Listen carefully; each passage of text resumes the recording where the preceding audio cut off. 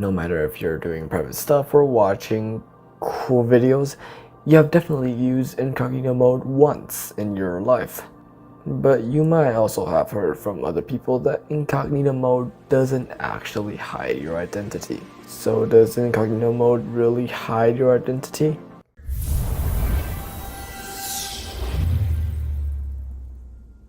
Now, for those of you who don't know, incognito mode is a way to browse more privately, and you access it by pressing Ctrl-Shift-N. But does incognito mode really make you invisible? Well, let's quickly go through how incognito mode works. So, when you access, say, like google.com in a normal browsing window, you are basically telling your browser, hey, I want to access google.com.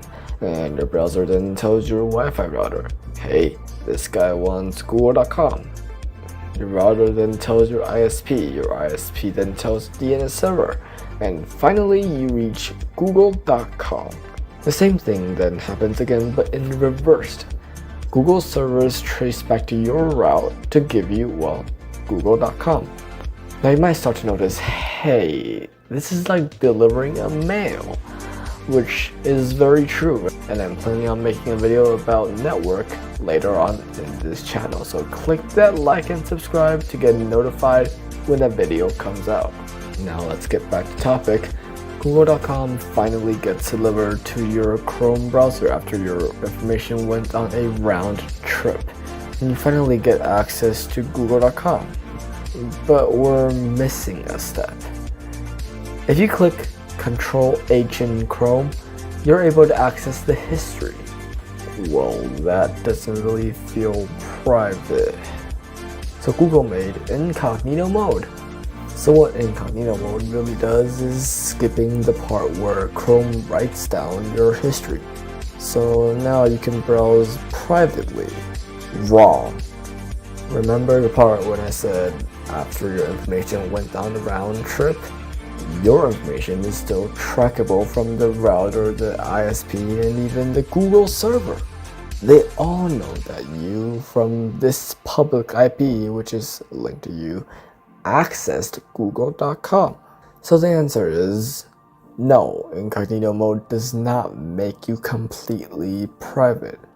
Well then you may ask, what does? Well, some people may already know it. It's by using a VPN. But how does a VPN protect you from this? Well, after you activate your VPN, your path to google.com kind of gets rerouted. Let me explain. Same as before, your browser requests google.com for you, but your VPN rushes in and says, no, give me the information. And the VPN encrypts all your messages so that only its server know what it means. So the VPN then asks the ISP for whatever the heck this is, and your ISP sends the gibberish to the server, because the gibberish doesn't really point to google.com.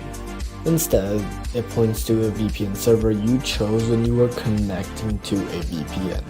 It could be a server in your town or a server thousands of miles away from you.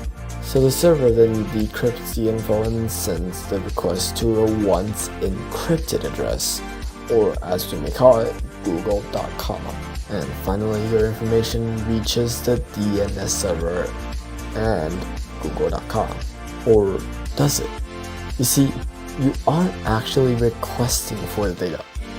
Your VPN server is, which means that the only thing Google server knows is that this VPN server wanted to access me, not you, this VPN server. So they got the data you wanted and gave it to your VPN. Your VPN then sends them back to you, and nobody, except for your VPN provider, knows where you visited, which is why you should absolutely get a VPN. I put a link in the description for you to check it out. That's really all for today. Download the VPN and go watch some